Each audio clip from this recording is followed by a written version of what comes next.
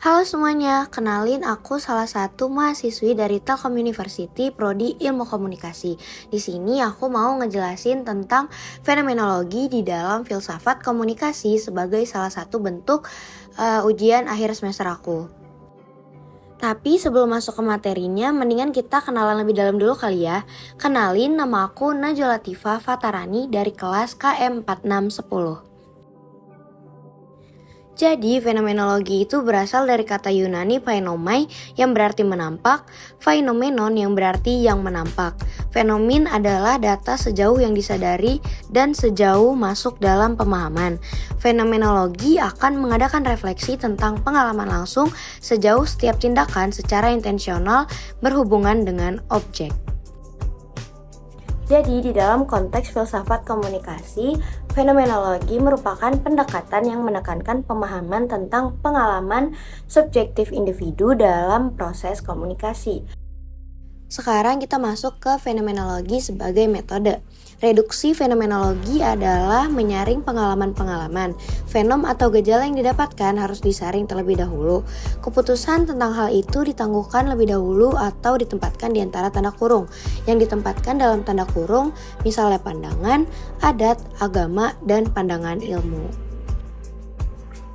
Jadi, di dalam konteks filsafat komunikasi, fenomenologi merupakan pendekatan yang menekankan pemahaman tentang pengalaman subjektif individu dalam proses komunikasi.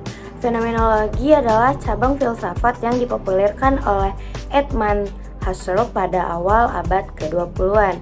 Pendekatan fenomenologi berfokus pada penjajahan dan pemahaman tentang pengalaman langsung individu, serta bagaimana individu memberikan makna dan memahami dunia sekitarnya melalui pengalaman tersebut. Dalam konteks komunikasi, pendekatan fenomenologi menekankan pentingnya memahami bagaimana individu merasakan, mempersepsi, dan memberikan makna terhadap pengalaman komunikasi mereka.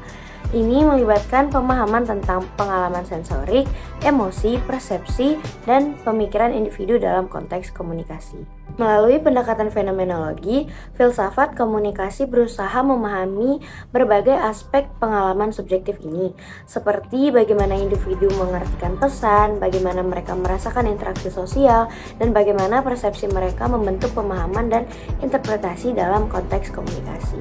Dalam menggunakan pendekatan fenomenologi, filsafat komunikasi mengakui bahwa komunikasi bukan hanya tentang pertukaran informasi, tetapi juga melibatkan dimensi pengalaman individu yang lebih dalam. Melalui pemahaman fenomenologi, filsafat komunikasi berusaha mengungkapkan dan memahami pengalaman subjektif individu dalam konteks komunikasi dengan harapan dapat memperkaya pemahaman tentang proses komunikasi itu sendiri. Sebagai contoh, pendekatan fenomenologi dapat digunakan untuk memahami berbagai individu merasakan dan menginterpretasikan stimulus sensorik dalam proses komunikasi, bagaimana seseorang merasakan suara, aroma, atau sentuhan dalam konteks komunikasi dapat memberikan wawasan tentang pengalaman subjektif mereka dan bagaimana hal itu mempengaruhi pemahaman dan respons mereka.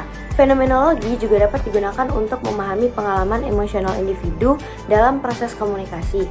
Bagaimana individu merasakan emosi seperti sukacita, kecemasan, marah, atau sedih saat berkomunikasi dapat memberikan pemahaman yang lebih dalam tentang pengaruh emosional dalam pembentukan makna dan interaktif komunikatif. Pendekatan fenomenologi juga memandang setiap individu sebagai subjek yang memberikan makna unik terhadap pesan yang diterima. Melalui pendekatan ini, filsafat komunikasi dapat mengali pemahaman tentang bagaimana individu secara subjektif menginterpretasikan dan memberi makna terhadap pesan yang mereka terima, dan bagaimana hal itu mempengaruhi persepsi dan respon mereka. Fenomenologi juga dapat diterapkan untuk memahami bagaimana pengalaman inkorporasi individu memengaruhi proses komunikasi. Ini mencakup bagaimana tubuh, gerakan, ekspresi fisik, dan tindakan dalam komunikasi mengungkapkan pemahaman dan interaksi subjektif. Jadi intinya, pendekatan fenomenologi dalam filsafat komunikasi bertujuan untuk memahami pengalaman subjektif individu dan bagaimana hal itu mempengaruhi komunikasi mereka. Dengan demikian, fenomenologi berkontribusi dalam menggali pemahaman yang lebih dalam tentang kompleksitas dan keunikannya dalam konteks komunikasi manusia. Tapi kayak kurang gak sih kalau misalnya nggak ada contoh fenomenologi dalam kehidupan sehari-hari? Jadi contoh Fenomenologi di dalam keseharian kita itu bisa jadi ke rasa makanan. Waktu kita makan makanan favorit kita, pengalaman rasa yang subjektif menjadi fokus. Fenomenologi memungkinkan kita untuk memahami bagaimana rasa makanan itu dirasakan secara pribadi dan bagaimana pengalaman itu dapat berbeda antara individu yang berbeda. Fenomenologi di kehidupan sehari-hari lainnya itu juga bisa kita rasakan melalui mendengarkan musik. Ketika kita mendengarkan musik, fenomenologi memungkinkan kita untuk memahami pengalaman subjektif kita kepada musik tersebut. Bagaimana musik mempengaruhi emosi, memberikan perasaan kenikmatan, atau membangkitkan kenangan. Semuanya merupakan pengalaman fenomenologis yang unik bagi setiap individu. Di dalam hubungan interpersonal juga, fenomenologi dapat membantu kita memahami bagaimana kita merasakan dan memberikan makna terhadap hubungan kita dengan orang lain.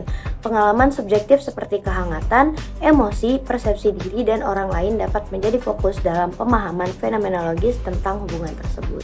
Jadi, kira-kira segitu dulu penjelasan dari aku. Makasih banyak sudah menonton. See you!